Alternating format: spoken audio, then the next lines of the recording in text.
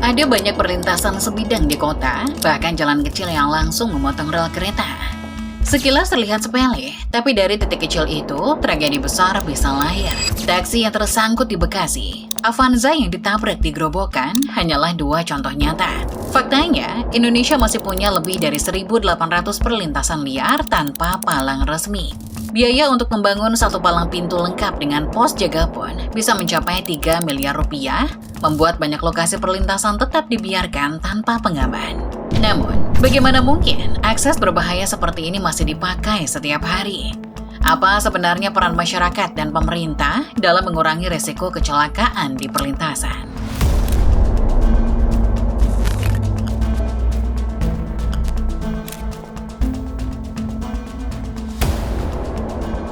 Jalan Ampera di Bekasi Timur bukan jalan besar.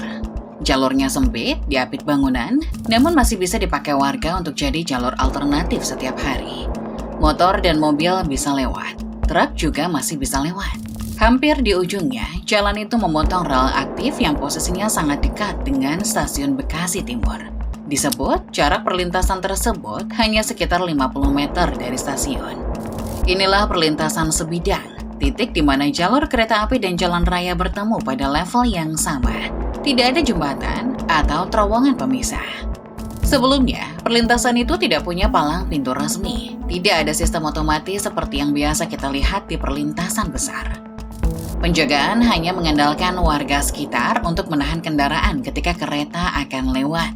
Pemandangan seperti ini mungkin tidak asing di banyak kota Indonesia. Ada jalan yang terpotong rel kereta, tanpa palang yang memadai, tanpa penerangan, dan tanpa penjagaan.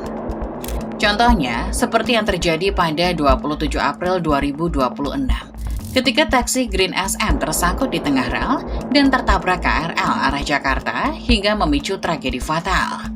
4 hari kemudian, pada 1 Mei 2026, kecelakaan lain terjadi di Grobogan, ketika KA Argo Bromo Anggrek bertabrakan dengan Toyota Avanza di perlintasan tanpa palang pintu dan menewaskan 4 penumpang Avanza. Dua kejadian yang terjadi berdekatan itu pun menarik banyak perhatian tentang keselamatan pengendara di sekitar perlintasan sebidang kereta api. Apa yang salah? Kenapa kecelakaan seperti ini terus terjadi? Kuncinya tidak hanya ada di para pengendara atau penjaga palang pintu kereta. Perlintasan sebidang selalu melibatkan banyak keputusan yang terjadi bersamaan. Di level masyarakat, masih banyak warga yang bandel dan nekat untuk menerobos rel saat kereta akan lewat. Di sisi lain, PT KAI juga harus bekerja bersama pemerintah daerah, pengelola jalan, dinas perhubungan, Kemenhub, dan kepolisian untuk mengurangi resiko kecelakaan di sekitar perlintasan kereta api. Prasarana keselamatan harus lengkap, aturannya harus jelas, pengawasannya harus berjalan, dan pelanggaran di area rawan tidak boleh dibiarkan menjadi kebiasaan. Jika area rawan seperti ini terus dibiarkan bertahun-tahun, yang paling sering menanggung resikonya adalah orang-orang di lapangan. Mulai dari pengendara, warga sekitar rel, masinis, dan penumpang kereta api.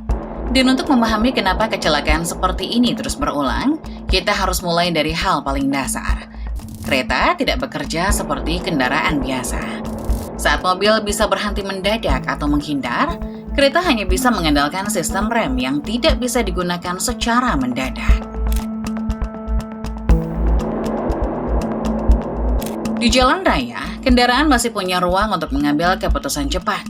Mobil bisa mengerem, motor bisa menghindar, truk bisa memperlambat laju sambil mencari ruang aman. Berbeda dengan kereta. Kereta berjalan mengikuti rel, arah geraknya sudah paten. Saat ada mobil, motor, atau truk berhenti di tengah rel, masinis tidak bisa menghindar ke kanan atau kiri. Ia hanya bisa membunyikan tanda bahaya dan mengerem sejauh jarak yang masih tersisa.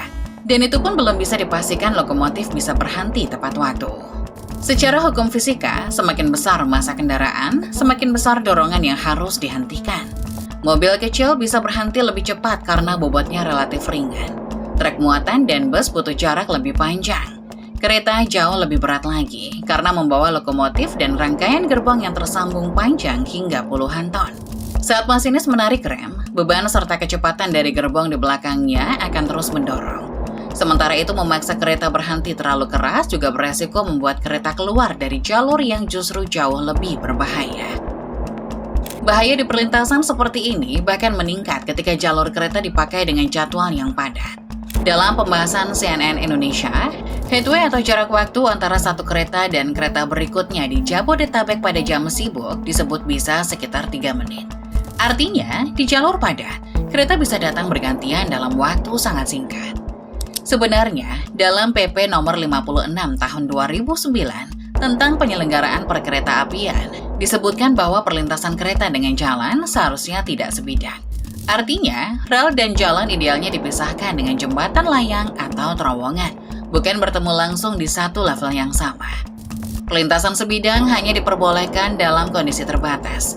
Pasal 77 dalam peraturan pemerintah yang sama menyebut perpotongan sebidang dapat dilakukan jika kondisi geografis tidak memungkinkan dibuat tidak sebidang, tidak membahayakan operasi kereta dan lalu lintas jalan, serta berada pada jalur tunggal dengan frekuensi dan kecepatan kereta yang rendah. Pembangunan perlintasan sebidang juga tidak boleh sembarangan. Dalam Peraturan Menteri Perhubungan Nomor 36 Tahun 2011, perlintasan sebidang harus punya jarak pandang yang luas, tidak berada di tikungan, tidak terlalu dekat dengan perlintasan lain, dan berada di jalur dengan perjalanan kereta yang tidak terlalu padat.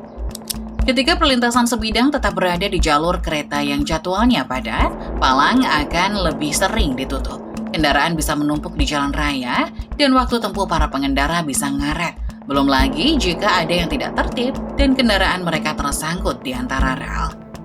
Padahal, kereta tidak bisa mengalah. Sudah disebutkan dalam beberapa peraturan dan undang-undang bahwa pengendara harus mendahulukan kereta yang melaju. Kalau aturan teknisnya saja sudah begitu ketat, seharusnya perlintasan sebidang tidak muncul sembarangan. Namun kenyataannya, di banyak tempat akses seperti ini justru terbentuk perlahan karena kebutuhan warga dalam aktivitas sehari-hari. Sebenarnya, kenapa muncul perlintasan sebidang? Awalnya itu, perlintasan sebidang itu dimulai dari orang jalan kaki yang menyeberang rel. Lalu dia nyebrang naik sepeda, lalu pakai sepeda motor, lama-lama pakai mobil. Nah akhirnya dari yang kecil itu menjadi besar, jadilah perlintasan sebidang. Kalau sudah seperti itu, kalau sudah menjadi bisa dilewati mobil, maka itu sangat sulit untuk bisa ditutup. Dari penjelasan Pak Joni Martinus, seorang pengamat perkereta-apian, perlintasan sebidang pada dasarnya bisa muncul dari sebuah kebiasaan kecil yang lama-lama menjadi normal. Akses seperti ini biasanya berkaitan dengan kebutuhan harian warga sekitar, khususnya menjadi jalan pintas untuk mempersingkat waktu perjalanan. Karena muncul tanpa pengawasan, perlintasan liar jelas berbahaya, sering tanpa rambu, tanpa petugas, dan jalan sekitar tidak memadai menahan antrean saat kereta lewat. Namun bagi warga yang sudah terbiasa memakainya, penutupan akses langsung mengganggu perjalanan harian. Mereka jadi harus memutar lebih jauh. Waktu bertambah, ongkos naik. Tak heran, penutupan perlintasan liar hampir selalu menimbulkan gesekan dengan warga. Contohnya seperti yang terjadi pada Februari 2023, ketika KAI menutup perlintasan liar di Pondok Rajek antara Stasiun Citayam dan Stasiun Cibinong di Bogor. Dilaporkan bahwa sosialisasi untuk memberikan pemahaman telah dilakukan. Namun warga menolak dan tetap melanjutkan proses pembuatan perlintasan liar. Kalau pola seperti ini dibiarkan, perlintasan liar akan selalu sulit dibereskan. Pemerintah sudah punya regulasinya. Namun bagaimana dengan eksekusinya? Perlintasan sebidang sebenarnya sudah punya dasar hukum. Undang-Undang Nomor 23 Tahun 2007 tentang Perkereta-apian membedakan perlintasan berizin dan perlintasan tanpa izin. Perlintasan berizin harus punya penanggung jawab untuk pembangunan, pengoperasian, perawatan, serta keselamatannya. Dan perlintasan tanpa izin harus ditutup oleh pemerintah. Namun di lapangan, penanggung jawab perlintasan kereta bisa melibatkan banyak lembaga sekaligus. Kemenhub memegang regulasi dan standar keselamatan perkereta-apian. PUPR atau Bina Marga bertanggung jawab jika ada pembangunan fisik besar seperti flyover, underpass, atau penataan jalan. Sementara KAI bekerja dalam operasional kereta, memastikan perjalanan kereta berjalan aman, lancar, dan tidak terganggu di jalur. Dan dalam urusan prasarana keselamatan perlintasan sebidang, Peraturan Menteri Perhubungan Nomor 94 Tahun 2018 memperjelas bahwa perlintasan sebidang di jalan nasional akan jadi tanggung jawab pemerintah pusat. Perlintasan di jalan provinsi menjadi urusan gubernur, dan perlintasan di jalan kabupaten, kota, atau desa menjadi urusan bupati, wali kota, atau pemerintah daerah setempat. Namun kondisi di Jalan Ampera Bekasi Timur dan di Desa Tuko Kabupaten Grobogan menunjukkan bagaimana aturan yang ada belum selalu terlihat hasilnya di lapangan. Akses ini dipakai warga setiap hari, tetapi pengamanannya belum setara perlintasan resmi. Padahal, Peraturan Menteri Perhubungan Nomor 94 Tahun 2018 sudah mengatur evaluasi perlintasan sebidang paling sedikit 1 tahun sekali, mengikuti status jalannya. Jadi, masalah utamanya kembali lagi pada pelaksanaan. Apakah data perlintasan benar-benar cocok dengan kondisi lapangan? Apakah ada hasil evaluasi? Jika ada, apakah evaluasi itu berujung tindakan? Apakah titik rawan diberi pengamanan, ditutup, atau ditata ulang sebelum kecelakaan terjadi? Tanpa kejelasan itu, warga akan tetap menggunakan perlintasan tidak resmi. Karena itu, setelah melihat aturan di level atas, kita perlu menyoroti perilaku di lapangan. Kenapa orang masih nekat melintas meski resikonya sudah jelas?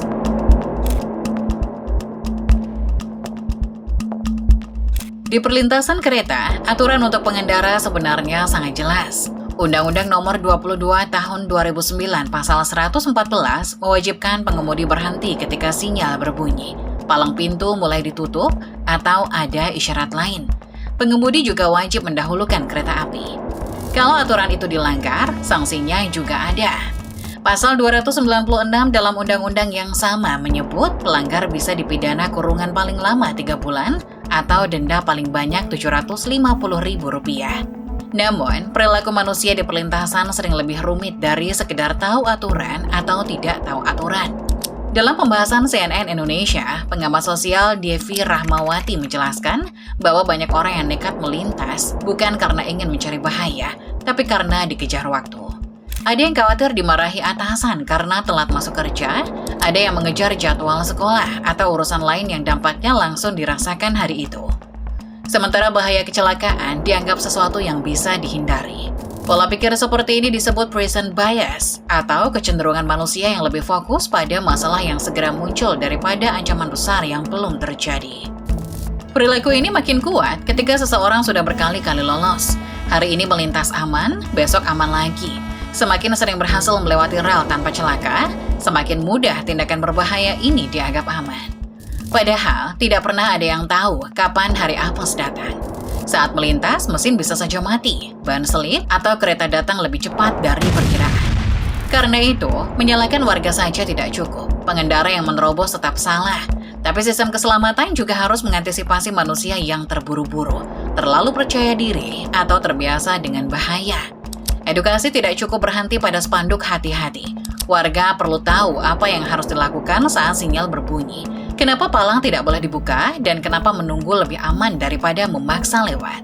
Devi juga menekankan pentingnya pendidikan keselamatan sejak dini. Kesadaran tentang rel, jalan, antri, dan disiplin ruang publik perlu dikenalkan sebelum kebiasaan berbahaya terbentuk terlalu lama. Edukasi juga harus dibarengi dengan penindakan.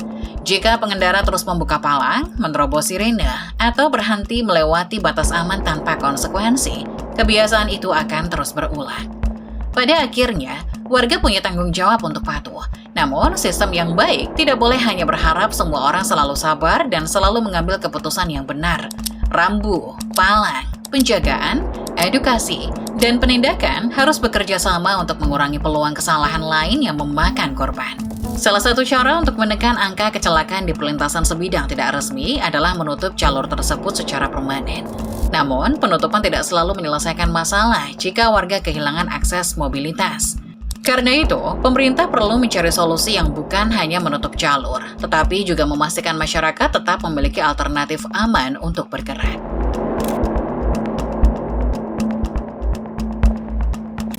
Menutup perlintasan liar memang perlu, tetapi penutupan tidak hanya sekedar pembangunan pagar beton. Jika akses lama ditutup tanpa jalur pengganti, sebagian warga bisa mencari rute lain yang tidak resmi. Pada akhirnya, resiko yang ingin dihilangkan akhirnya hanya berpindah tempat. Karena itu, solusi perlintasan sebidang harus dibuat bertahap. Untuk titik yang sangat rawan, langkah cepat bisa dimulai dari rambu yang jelas, lampu peringatan, palang pintu, pos jaga, dan petugas resmi.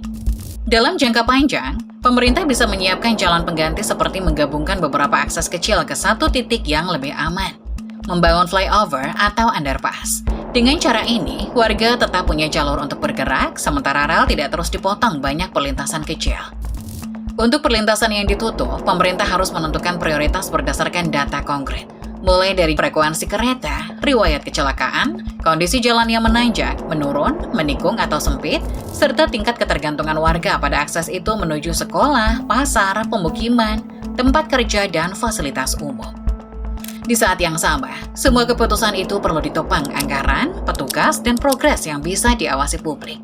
Tanpa tiga hal itu, perlintasan tidak resmi akan kembali memakan korban. Dalam pembahasan CNN Indonesia, Herzaki Mahendra Putra menyebut, satu palang pintu otomatis lengkap dengan pos jaga dan sistem pendukung untuk sebuah perlintasan sebidang bisa membutuhkan biaya sekitar 3 miliar rupiah per lokasi. Karena mahalnya biaya yang dibutuhkan, pemerintah perlu memastikan setiap keputusan punya progres yang jelas. Perlintasan mana dulu yang diutamakan untuk pemasangan alat keamanan, siapa petugasnya, dan kapan hasilnya bisa dilihat publik. Ngomong-ngomong soal petugas, tugas penjaga perlintasan resmi tidak sekedar berdiri di pos dan menutup palang saat kereta datang. Dalam Peraturan Menteri Perhubungan Nomor 24 Tahun 2023, penjaga perlintasan harus memiliki sertifikat kecakapan. Sertifikat ini didapat setelah pendidikan, pelatihan, dan uji kompetensi. Saat bertugas, penjaga perlintasan harus paham jadwal kereta, tanda perlintasan, alat komunikasi, wilayah kerja, dan tindakan darurat. Mereka juga harus tahu apa yang harus dilakukan ketika kendaraan berhenti terlalu dekat dengan rel, ketika palang bermasalah, atau ketika ada keadaan yang bisa mengganggu perjalanan kereta. Warga yang membantu menjaga perlintasan mungkin punya niat baik dan sering menjadi orang pertama yang melakukan pertolongan pertama saat ada bahaya. Namun keselamatan tidak boleh bergantung pada orang yang belum tentu punya pelatihan, sertifikat, alat komunikasi, jadwal kerja, dan tanggung jawab resmi. Banyak orang melihat perlintasan sebidang sebagai jalan biasa yang kebetulan melewati rel. Padahal dari tempat seperti ini, kita bisa melihat cara negara mengurus keselamatan warga sehari-hari. Keselamatan tidak hanya bergantung pada perilaku pengendara atau disiplin petugas. Karena keputusan terbesar tetap berada di level pemerintah dan lembaga yang memegang data, izin, anggaran, desain jalan, serta penutupan perlintasan. Karena itu, pelanggar palang harus ditindak. Dan pemerintah yang membiarkan perlintasan sebidang tidak resmi tetap beroperasi juga wajib dimintai tanggung jawab.